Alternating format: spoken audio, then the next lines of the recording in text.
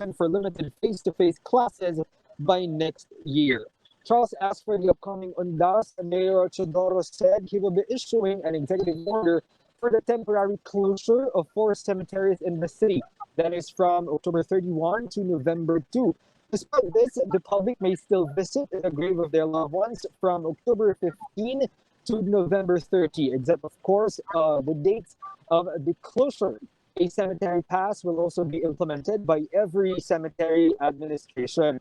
Maximum of 2 visitors per grave will only be allowed, and each cemetery could only accept a number of visitors subject to 30% of their capacity. Charles?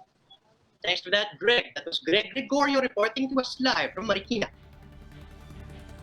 COVID-19 cases in the country have exceeded 248,000. This after the health department reported more than 3,800 new cases on Thursday. Of that number, around 58,800 are active. COVID-related deaths reached the 4,000 mark as 80 new fatalities were reported today. Total recoveries climbed to 186,000. That's over 560 new survivors reported over the past 24 hours. More visitors are expected to flock to cemeteries in the coming days, and the public is urged to visit their deceased loved ones early to avoid the risk of catching COVID-19. Tell us more about this. We have JC Cosico. He's reporting live from Pasig City. JC, I know it's a little early for this, but how's it going so far with the cemeteries in Manila? Do you actually have people already visiting their departed loved ones? Charles, several individuals have started trooping to the Manila North Cemetery today. This following the announcement of the city government of Manila that all burial grounds will be closed from October 31 to November 3. Among the early goers were couples Sheila and Roger, who visited the tomb of their child. They say they were aware that the cemetery will be closed come All Saints Day as well as All Souls Day. The couple added that they are avoiding the influx of visitors. Manila Mayor Isko Moreno earlier ordered the closure of cemeteries from October 31 to November 3 to control the spread of the virus. That's why visitation and cleaning of graves have been allowed as early as now. Health protocols are in place inside the cemetery. Visitors are required to wear face masks and face shield. Senior citizens and minors are banned from the premises. Just like the previous years, alcoholic beverages and pointed objects are prohibited.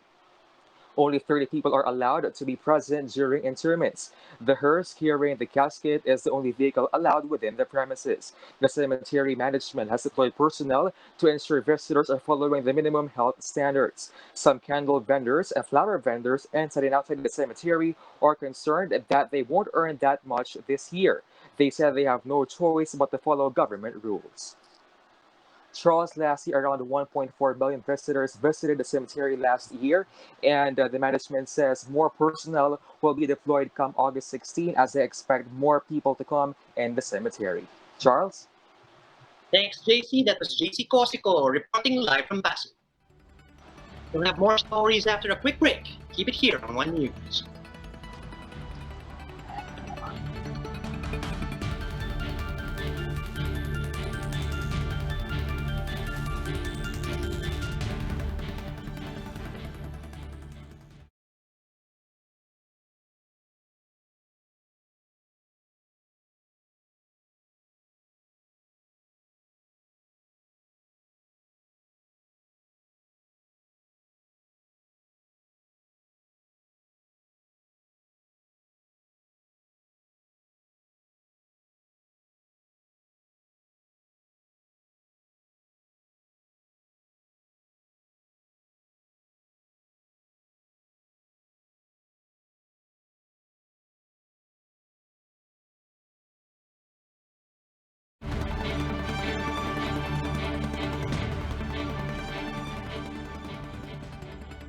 You're still watching One News Now. I'm Charles Lejano.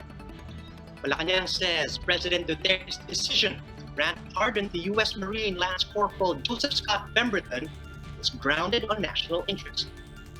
Palace spokesperson HARRY ROQUE suggested that the chief executive may have freed Pemberton so that the Philippines would have access to COVID-19 vaccines from the U.S. He later on clarified that that was just his personal opinion. Roque, who once acted as the lawyer for slain Filipina trans woman Jennifer Laude, said he respects Duterte's move, adding that he was not surprised.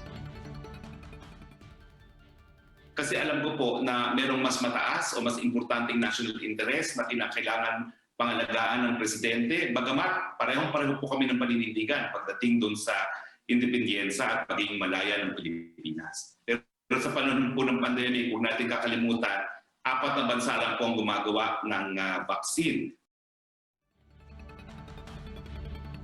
And Pemberton is now inching closer towards his freedom. Let's get some details from Marlene Alcaide. She's reporting live from Olongapo City. Marlene, what's the latest on this?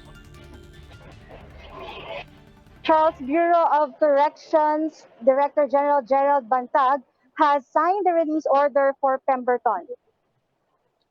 After receiving a copy of the presidential pardon earlier today, the Bureau immediately started processing all the necessary documents. They will now submit a copy of the signed memorandum of release to the North New Bilibid Prison Superintendent, who will implement the order. They will then turn over all the papers to the Immigration Bureau. Upon the release from detention, Pemberton's custody will be transferred to the BI for his deportation. The Bureau, as well as the Justice Department, could not give an exact date as to when Pemberton will leave the country, but Justice Secretary Minardo Guevara said the whole process of release and deportation can be completed by the weekend. Charles, we are still trying to get in touch with the Laude family to get their reaction, but as of now, what we know so far is they have asked Pemberton to issue a genuine apology. For them, that's the simplest way to show that he indeed exhibited good conduct. Charles?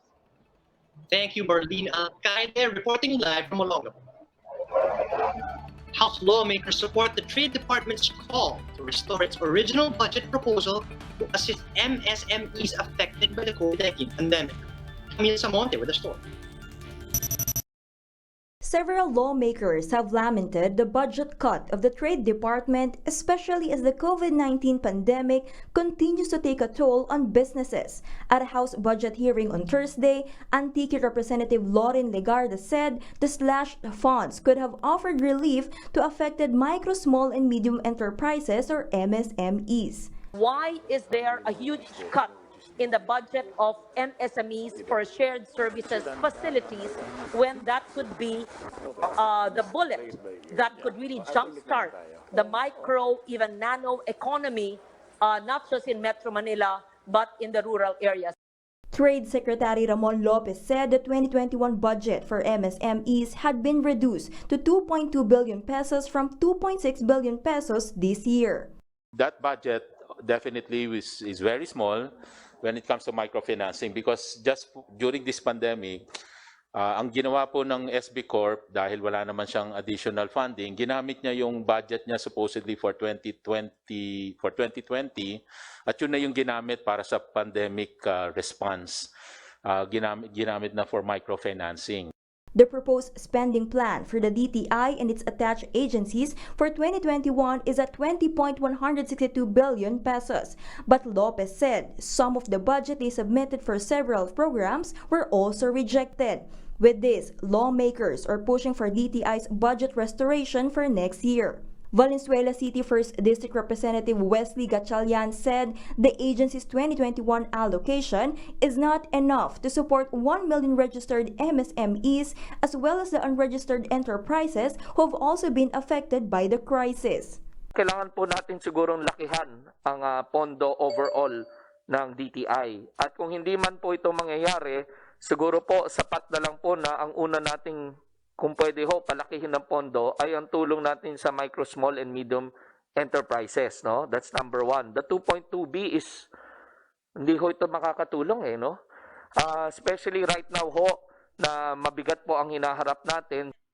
Meanwhile, the House Committee on Trade and Industry approved a bill that seeks to amend some provisions in the Price Act. DTI wants to tag more products as basic necessities and prime commodities.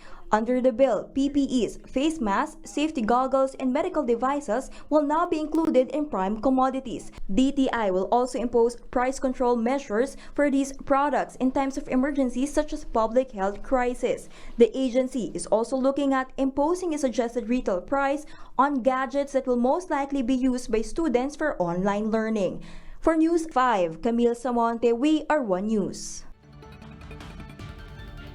A group of scientists from Italy are skeptical over the early trial results of Russia's Sputnik V vaccine.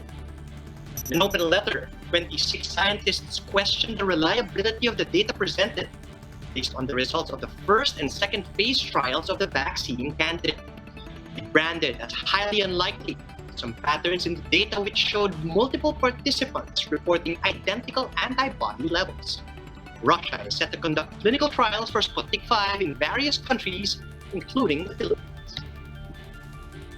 For more updates, follow News 5, Philippine Star, and Business World online. Visit our website, onenews.ph, for more in-depth analysis. And you can also catch One News on the Signal Play app. Register for a free account now at www.signalplay.com so you can stream One News live anytime and anywhere. I'm Tros Lejano. We are One News.